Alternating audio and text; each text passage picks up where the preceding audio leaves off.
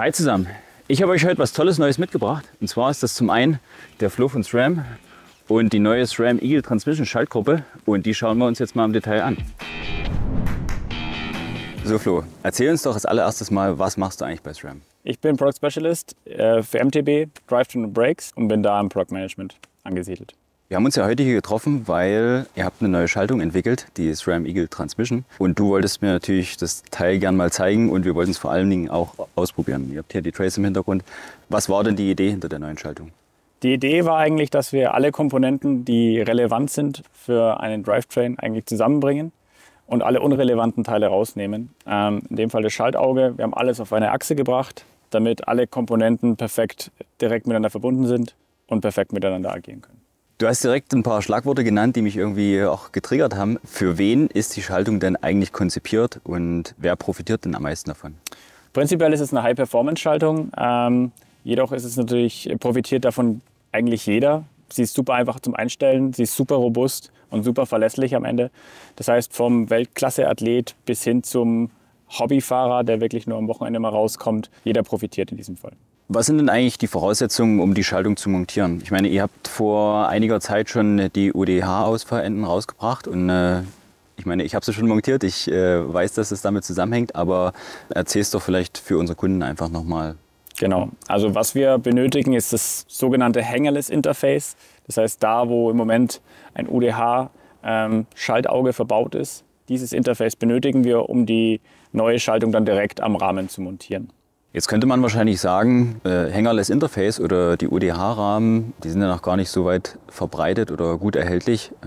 Wie geht ihr da vor? Prinzipiell haben wir mit der Einführung vom UDH das Ganze praktisch schon so geplant gehabt, dass wir ein Produkt genau für dieses Interface dann auch bringen werden. Wir sehen jetzt rund 240 Modelle, die jetzt schon im Markt sind.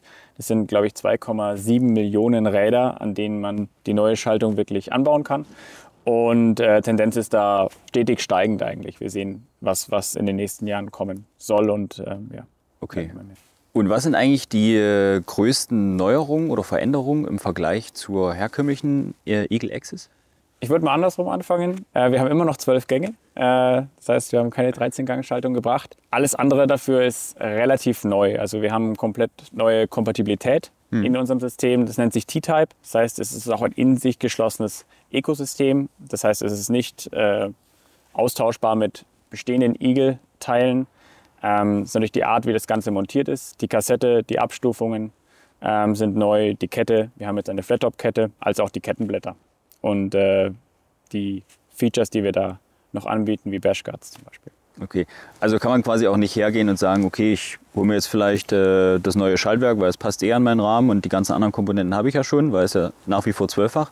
Das funktioniert quasi nicht. Das würde nicht funktionieren, genau.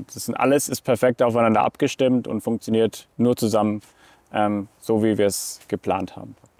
Und ich habe mich ja schon ein bisschen mit dem Thema auch auseinandergesetzt und belesen. Ihr habt ja auch das Cassette Mapping sozusagen eingeführt, einfach um die Schaltperformance, die Schaltqualität zu verbessern. Kannst du das vielleicht noch mal ein bisschen bildhaft erklären? Genau, also wir haben sozusagen über die komplette Kassette X-Sync-Profil, das heißt Narrow Byte, auf der gesamten Bandbreite. Dadurch gibt es eigentlich nur eine Position, wo eine Kette auf dem jeweiligen Ritzel sitzen kann. Das heißt, entweder sitzt sie 1 oder sie sitzt nicht 0. Und wir haben vordefinierte Schaltpunkte, auch über die gesamte Bandbreite. Je größer das Ritzel, desto mehr Schaltpunkte haben wir. Je kleiner, desto weniger natürlich. Der Vorteil davon ist, dass wir keinen Verlust von Energie und in der Kraftübertragung eigentlich haben. Das heißt, die Kette sitzt immer perfekt auf dem Ritzel. Auch während des Schaltvorgangs wird sie immer vom vorigen Ritzel gehalten, bis sie das nächste erreicht. Und dadurch haben wir keinen Verlust von Energie. Und wir haben auch kein Problem von zufälligen Schaltvorgängen, sondern wir haben immer kontrolliertes Schalten, egal auf welchem Ritzel.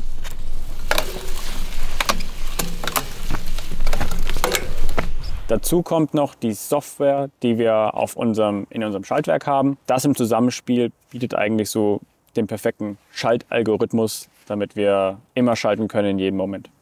Genau, du meintest letztens am Telefon mal, ihr habt quasi irgendwie die Software mit der Hardware verheiratet.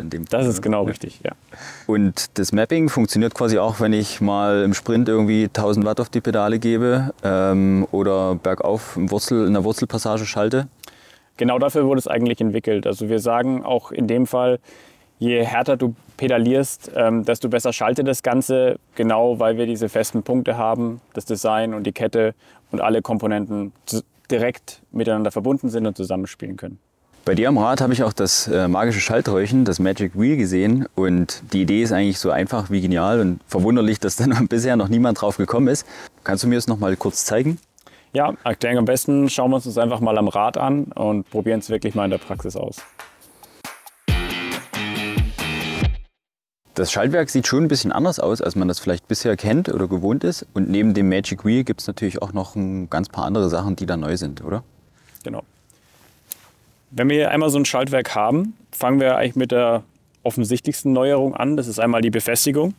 Das heißt, wir haben hier ein sogenanntes Full Mount Attachment. Das heißt, diese beiden Bögen gehen von beiden Seiten an den Rahmen hin. In der Mitte sehen wir ein rotes, schwarzes Bushing, was dann in unser Interface direkt reingeht. Auf der Innenseite hier sieht man einen silbernen Ring. Das ist unser sogenannter Knurlring. Der ist dafür zuständig, dass das Ganze in die richtige Position praktisch kommt und der greift am Ende den Rahmen. Ansonsten, wenn wir hier weiter runter wandern, haben wir einmal hier unten unsere Skid Plates. Das heißt, diese Teile sind komplett austauschbar. Das heißt, mit Schrauben, das kann jeder daheim machen, nach einer Saison, auch abends, wenn er vom Fahrradfahren heimkommt, kann er das ganz einfach austauschen mit handelsüblichem Werkzeug und kann praktisch die Oberfläche von seinem Schaltwerk wieder neu machen, ganz einfach gesagt. Weiteres Feature und auch ganz wichtig ist unser Setup Key, den man in 2 Positionen einstellen kann. Einfach rausziehen und ihn umdrehen. Dadurch verändern wir Position A zu B oder vice versa. Ein anderes cooles Feature ist in unserem Käfig. Den kann man jetzt mit der Hand ohne Werkzeug hier im Wald praktisch tauschen und wechseln, ohne dass man dazu was benötigt. Und wir haben hier in diesem Bereich dann auch unsere Dämpfereinheit. Und sage mal, Flo, was hält das Schaltwerk eigentlich noch so aus? Stürze, Steine, Schläge, Wasserdurchfahrten? Also dich auf jeden Fall hält es mit Leichtigkeit aus. Wir können auf dem Schaltwerk 600 Kilo auf dem exponierten Teil abstellen. Ansonsten Stürze ganz normal. Wir haben eine Overload-Clutch immer noch im System. Das heißt, die wird es nach wie vor geben. Stürze von vorne, das Schaltwerk kann nach hinten wegrotieren, praktisch dich aus der Bahn bringen. Bachdurchfahrten sind auch kein Problem. Braucht sich der Endkunde keine Sorgen drum machen. Das ist schon Next Level.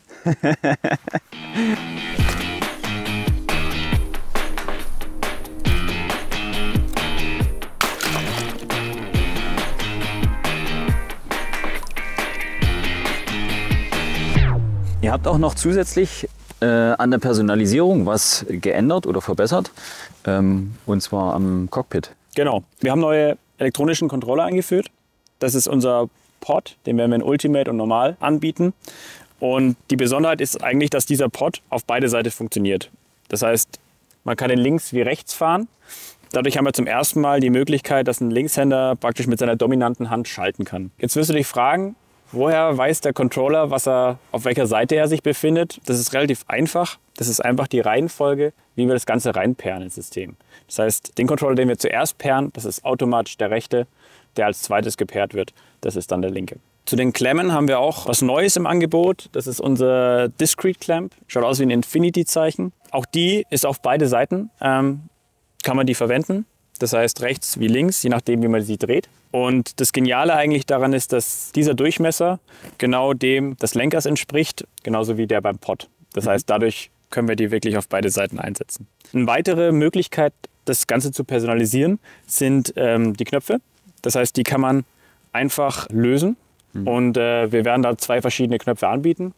Die sind mit Gummi überspritzt, um auch bei jeden Bedingungen, wie jetzt auch hier, immer guten Grip zu haben. Und wir werden die in einer konvexen, konkaven Form anbieten. Allerdings wird das Ganze nur bei der Ultimate-Version möglich sein. Du meintest vorhin, die Schaltung ist wirklich für jeden am Mountainbike perfekt geeignet. Schließt das auch natürlich alle E-Biker und alle Anwendungsbereiche dort mit ein? Also E-Bike ist genauso mit eingeschlossen. Wir haben jetzt die Möglichkeit, unter Volllast zu schalten. Deswegen, gerade im E-Bike-Bereich, war ein großer Augenmerk auch in der Entwicklung. Deswegen schließen wir die natürlich mit ein. Und das ist auch wirklich über alle Gruppen hinweg, oder? Genau, also wir geben das Ganze für E-Bikes frei, die XX-Gruppe und die XO-Gruppe. Wir haben zusätzlich dazu noch eine XXSL-Gruppe, die wir im Cross-Country-Bereich sehen praktisch. Diese ist da die Kassette, als auch die Kette ist in diesem Fall nicht zugelassen. Gibt es bei der Pflege irgendwelche Sachen, wo man drauf achten muss? Also besondere Reinigungsmittel, ab und zu mal hier fetten oder da ein Stückchen Öl dran? Oder? Prinzipiell ganz normal, wie du jetzt auch deine Schaltung pflegst, eigentlich sauber machen, hin und wieder mal das alte Fett runter, neues Öl drauf. Aber ansonsten gibt es jetzt nichts Spezielles, was man beachten sollte. Du hast mir auch schon mal gezeigt, wo man die ganzen Parameter in der Access-App rausfindet. Das wäre auch natürlich nochmal ein interessanter Punkt. Prinzipiell verbindet man sich dazu ganz normal mit seinem Schaltwerk und findet dann auch alle Informationen, die man braucht. Also sowohl die Kettenlänge, die zur Montage nötig ist, als auch die Position. Das heißt A oder B, je nachdem. Ihr habt es ja in eurem Einstellungsvideo schon gezeigt. Das Ganze wird dann praktisch in der App dargestellt. Das heißt, man hat alle Parameter, die man braucht. Man hat die Setup-Key-Position, man hat den Chainring, den man ausgewählt hat, den man auf seinem Rad fährt, und man hat die Kettenlänge. Zusätzlich dazu gibt es dann noch in welchem Gang das einzustellen ist, kriegt man die Information, wie man eine Kette kürzt und wie man den Setup-Key praktisch verändert. Du hast bestimmt auch schon zig Schaltungen mittlerweile angebaut und eingestellt. Wie schätzt du so insgesamt den Aufwand und auch den Schwierigkeitsgrad für jemanden ein, der das vielleicht zum ersten Mal machen muss? Den Aufwand schätze ich als nicht größer ein, als auch die Schwierigkeit ist nicht schwer, es ist eher einfacher geworden. Wir haben alles praktisch vorher berechnet und definiert. Das heißt, wir geben die Schritte vor, denen muss man ganz einfach folgen. Die Schwierigkeit besteht darin, dass die Schritte neu sind und dass man das Ganze neu angehen muss. Aber prinzipiell ist es sehr einfach zu machen. Wenn ihr euch noch unsicher seid, ob das richtige Teil für euch ist, schaut euch einfach auch nochmal unser Setup-Tutorial an. Geht auch gerne das User-Manual von SRAM nochmal durch. Dort ist alles haarklein beschrieben.